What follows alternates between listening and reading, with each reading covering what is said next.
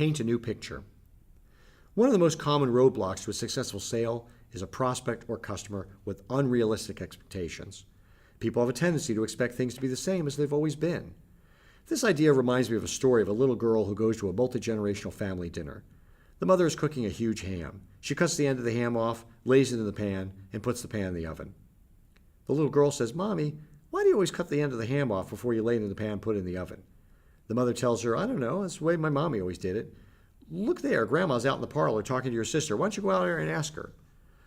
The little girl trundles out there and asks, "Grandma, why does Mommy always cut the end of the ham before she lays it in the pan and puts it in the oven?" Grandma says, "I don't know, honey. That's the way my mommy always taught me to do it. She's outside with the dog. Why don't you ask her?"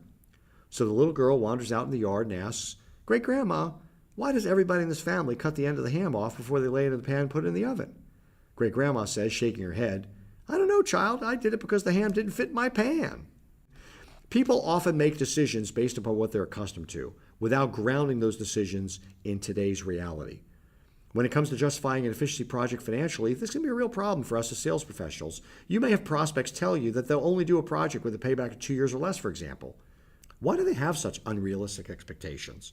Probably because they were doing business in the 80s, when the prime rate hit 21%. It's your job to paint a new picture for them, to be the great grandma who reveals the reason for their unrealistic expectations and explains why they shouldn't dismiss your proposal, given how genuinely attractive it is compared with other investment vehicles in today's market.